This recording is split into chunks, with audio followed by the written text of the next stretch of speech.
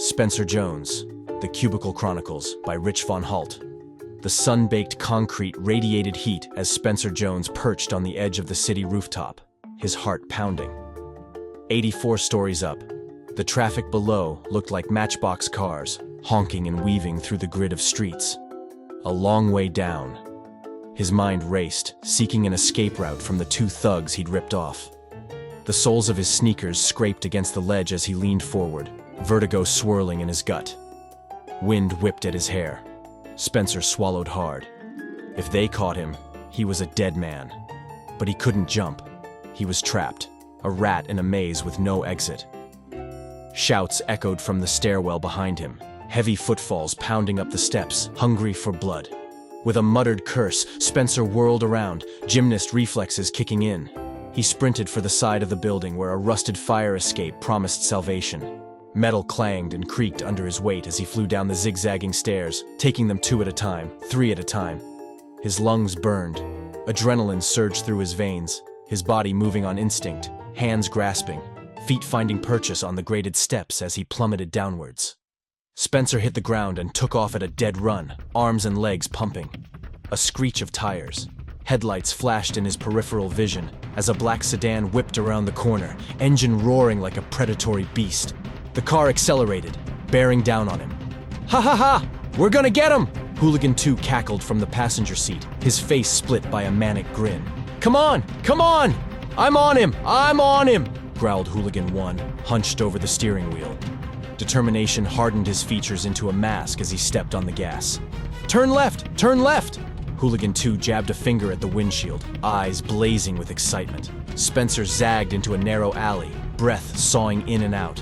His worn sneakers slapped the pavement, sweat slicked his face, panic a living thing inside his chest. As he whipped his head back to gauge his pursuer's proximity, his toe caught on a crack. The world tilted crazily. Unable to break his fall, Spencer slammed into the asphalt face first, the impact knocking the wind from his lungs. Pain exploded through his skull. He struggled to rise, knowing this might be the end. Spencer Jones slouched at his desk, his mind a million miles from the gray cubicle walls that boxed him in. Daydreams drifted through his head, ethereal and tantalizing, until the thud of folders slamming down jolted him back to reality. "Hey, Spencer, wake up."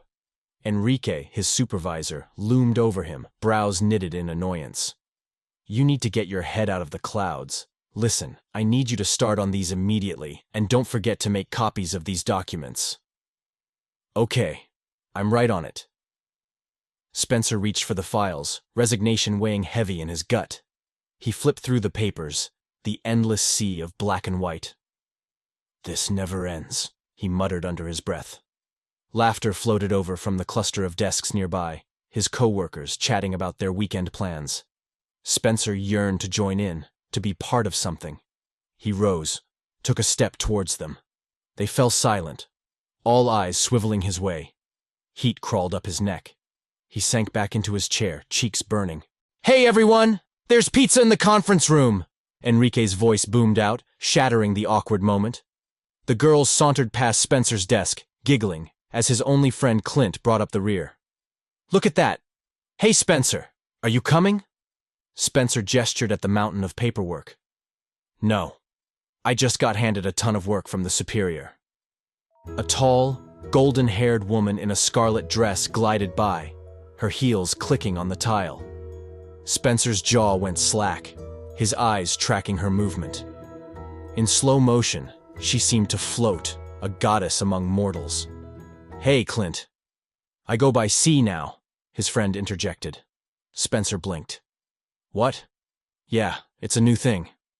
Spencer gave him a once-over, taking in the denim. "Yeah, I see you're wearing jeans. What's with that? You know they're going to send you home for not wearing office attire." Clint shrugged. "No, they won't. Dude, I'm a temp. No one even notices me." He jerked his chin at the blonde. "So, who's that?" "Oh, you mean her? She's new. I don't know what she does. She might be an assistant, or just walk around like I do. So are you coming or what?" Spencer patted his brown bag lunch. "No thanks. I brought my lunch today." "All right, Spence. See you in a few."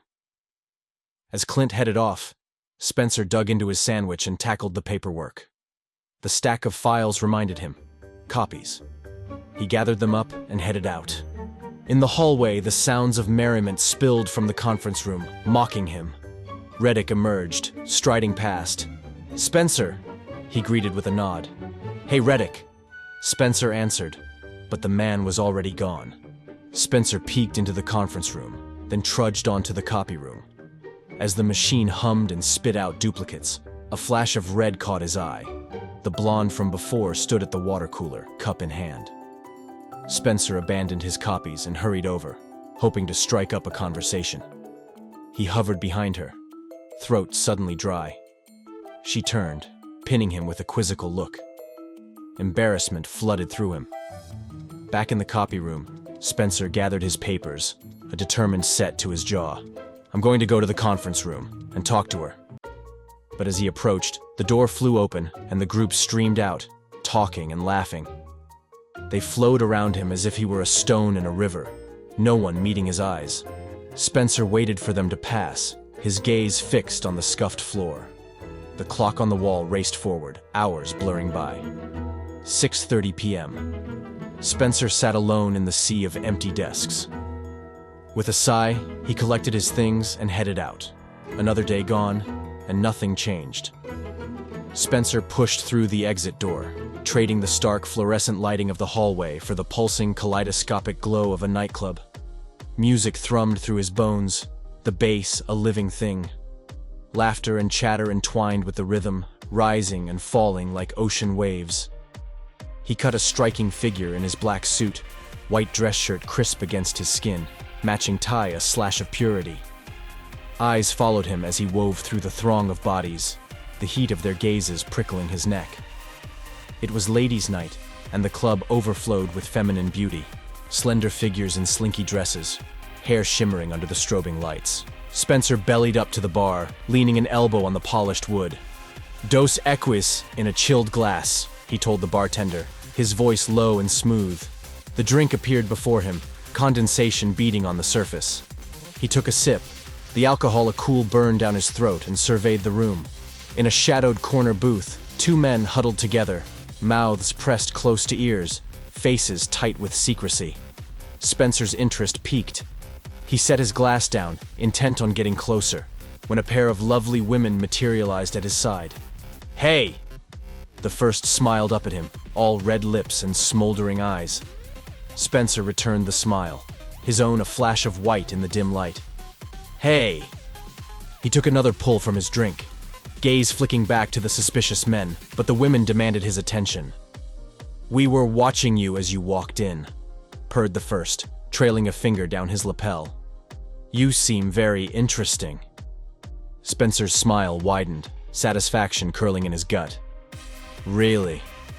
The second leaned in, her perfume a heady cloud. "What's your name?" "Spence Jones." He tilted his head. "Jones with a Z." The women's laughter tinkled like shattered glass. They seized his arms, tugging him towards the dance floor. Spencer let himself be pulled into the gyrating mass of bodies, but his focus remained on the men in the corner. Lights flashed. Music pounded. Hands roamed over his body as he danced, his partners pressing close. One loosened his tie, the silk whispering free. The other pushed his jacket from his shoulders, fingernails grazing his neck. Spencer moved on instinct, hips swaying, but his mind whirred. The suspicious men rose from their seats and headed for a door at the back of the club. Spencer disentangled himself from the women, their protests lost in the din. He slipped through the crowd like a panther, all coiled grace and purpose. The door beckoned. Whatever those men were up to, Spencer intended to find out. He reached for the handle, ready to plunge headlong into the unknown. Spencer shouldered through the bathroom door, the harsh fluorescent light assaulting his eyes. He gripped the sink, knuckles whitening, and stared at his reflection in the mirror. Shadows haunted his face, etched into the lines around his mouth and eyes. He rummaged through the cabinets, seeking his face wash, his movements jerky with agitation. Finally, his fingers closed around the bottle. He lathered the cream across his skin, scrubbing hard, as if he could wash away more than just grime. Eyes squeezed shut, he fumbled for the faucet, cutting off the flow of water. His hand groped for the black washcloth, the rough fibers familiar against his palm. The cloth rasped over his face. As he pulled it away, the world shifted. Gone was the sterile bathroom. In its place, a dimly lit hotel room materialized.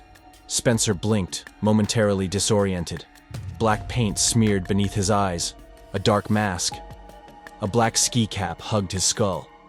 His hands moved on their own accord, adjusting the scope on a sniper rifle with practiced efficiency. The crackle of a walkie-talkie shattered the silence. "Spence, come in." Spencer raised the device to his mouth. "Yeah, over. What is your status?" He peered through the scope, the crosshairs settling on a woman pacing in her room, oblivious to the danger. "Still standing, over. The subject is to be taken out. Understand?" The voice held no room for argument. The woman began to undress, heedless of the window's gaping maw. Spencer reached for his binoculars, pulse quickening. "Yes, sir, over." She stood now in nothing but scarlet lace, a splash of color in the monochrome world. Spencer's breath caught in his throat. "Get back to me when you're done. Over and out." But Spencer barely registered the words. His eyes glazed over, pupils blown wide, as if drunk on the sight before him. The scene dissolved, reforming into a tangle of sweat-slicked limbs on a bed. The woman in red arched beneath him, her skin glistening in the dawn light. "Wow, that was amazing, Spence," she panted, pushing damp hair from her face. Spencer rolled away, snagging a cigarette from the nightstand. He lit it with a practiced flick of his wrist, inhaling deeply.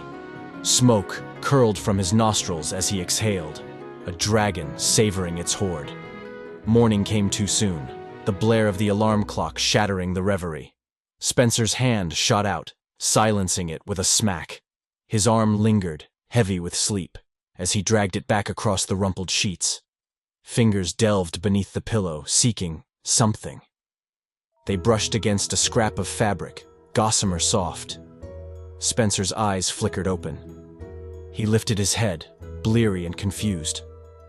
Slowly, he withdrew his hand, a splash of crimson clutched in his fist. Panties. The events of the night crashed over him in a wave, jumbled images of pleasure and sin. The red lace seemed to pulse against the colorless world, a mocking reminder of secrets that could unravel everything. Spencer squeezed his eyes shut again, wishing he could drift back into oblivion, but the day beckoned, impatient and unforgiving. With a groan, he leveraged himself upright, ready to face whatever fresh hell awaited him.